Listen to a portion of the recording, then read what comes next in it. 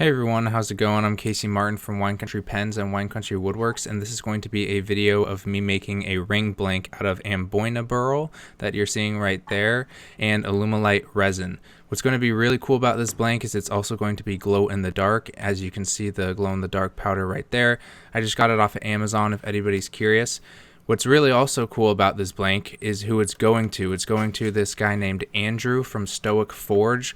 I'll leave a link down below for his YouTube channel because he actually made a video making a ring from this ring blank, and it's super cool. I highly recommend you guys go check it out and also give him a subscribe. He's putting out a lot of cool content. His channel is relatively new, so the quicker you guys subscribe, the quicker you're gonna start to see some cool videos.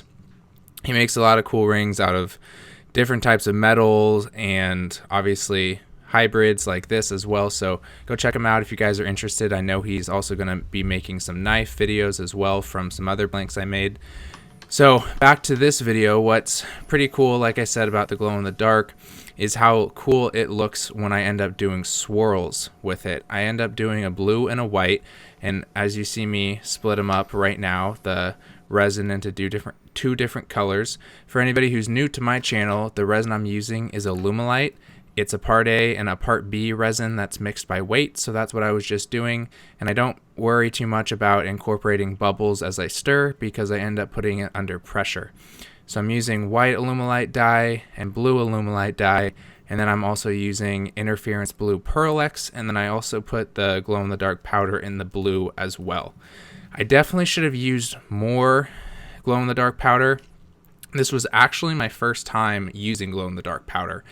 I end up showing you guys at the end a little video that isn't that bad. It was really hard to show it on camera, but I also included some pictures at the end too that look pretty good and do it some justice because it's really cool in person but hard to show on camera. So I'm going to mix these two up, and then once I pour it in, I'll swirl it around. If anybody's curious in custom orders or custom pours like this, definitely let me know. I love helping people make really cool custom things. It's a lot of fun for me. That's basically one of my favorite things when it comes to making these type of creations, because doing the same stuff over and over gets a little boring. So I'm going to mix this up, and then I'll show you guys what it's looking like in a second when I start to pour it and give it some swirls.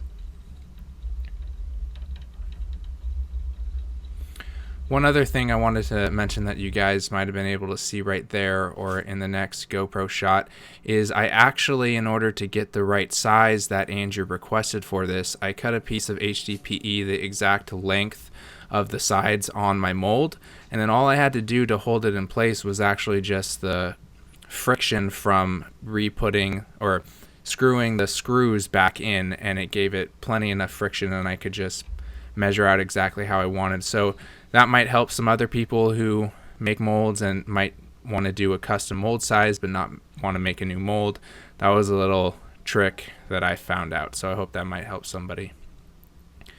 Also, I know I've mentioned it in my past videos, but if you're wondering how I get tight swirls, I use barbecue skewers. That was that little wood thing I was just using. I've found that it's a little more accurate and better than popsicle sticks. So I'm putting it to 50 psi on my Harbor Freight, and that's what the blank looks like when it comes out of the pressure pot. And then I clean it up on the table saw so you, me, and Andrew can all see what it looks like, which is the most fun part. So I'm going to do that now, and then I'll come back once it's all cleaned up.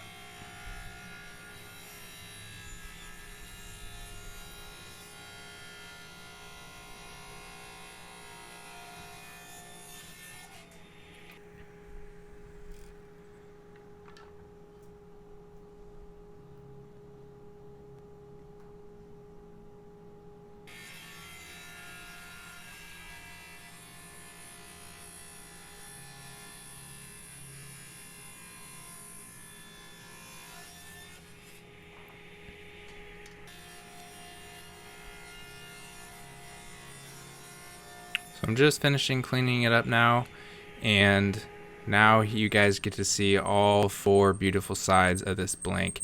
I'm really happy with how it turned out.